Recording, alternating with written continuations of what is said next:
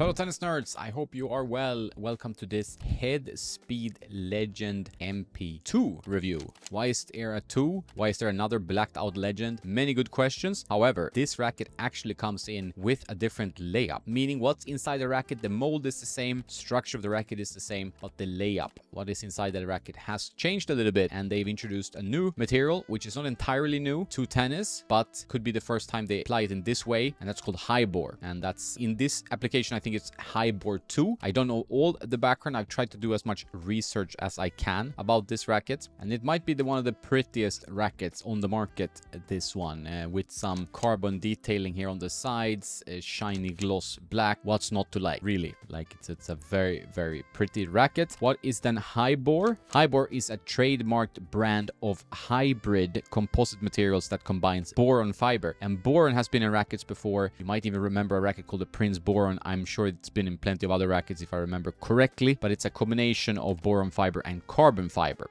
So it's kind of a hybrid, so Hy-Bor. And I read this, the material's unique combination of constituent properties for fiber reinforced composites has led to adoption in aerospace, sporting goods, and fishing rods and golf clubs, and space applications. It's been used quite a widespread, and now it is here in tennis rackets in the Head Speed MP Legend 2. Specs are exactly the same as the previous one. And what is different is the feel, and maybe a little bit what you get out of the racket. So 100 square inches, 27-inch length, nothing strange there. 300 grams on strung. You add strings, that's about 20 grams. You add an overgrip, that's maybe 5 grams. So you can count that. Ends up usually at around 4 points headlight. The balance, the spec, 23 millimeter constant beam, not too thick, not too thin if you ask some, and has a swing weight closer to 330. And my issue with this swing weight is not that I don't like a swing weight like this, it is that if you get two different rackets, you might get two completely different specs, because as you know, the quality control around swing weight is not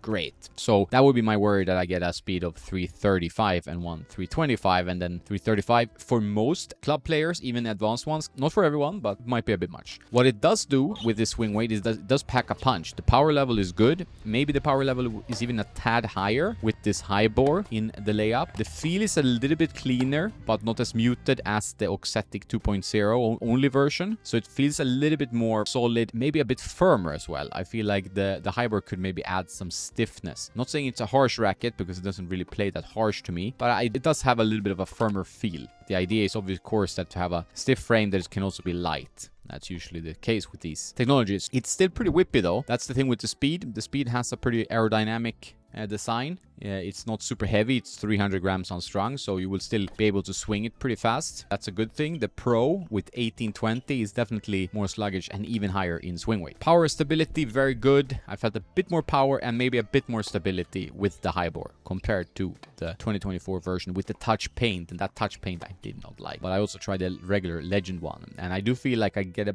bit more stability off center with the Hy-Bor.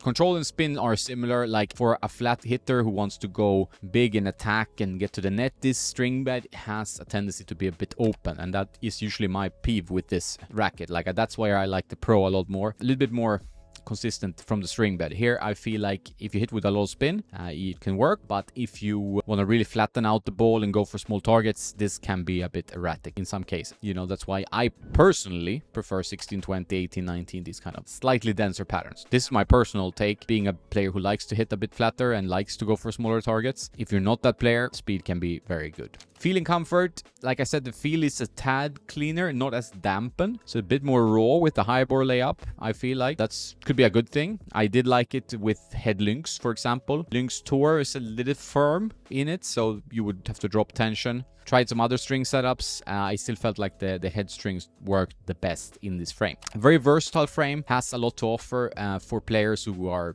like counter punchers, players who like to play aggressive tennis from the baseline, and maybe even doubles players. Pretty forgiving and stable at the net. Decent pop on serve as well, so which can be good, and stable on returns. The issue is that when precision can drop a bit when you need to actually really go for your shots and be confident and maybe hit that passing shot. But a lot of good things to say. Comfort is is pretty high. I would not string it at 26 kilos or 57 pounds because I think with a poly that would be too much, but that's for most rackets. So pretty comfortable frame. Anyway, good update. Like, I like it, but it's not like wow, drastically new from the 2024. So if you already have the Legend 1, you don't really need to upgrade to Legend 2, in my opinion. Looks great, not that much new, but radical Hy-Bor and extreme Hy-Bor and stuff coming in the upcoming years. Who knows? We will see. That's it for today. I hope you enjoyed the review. Have a nice day, and don't forget to play some tennis.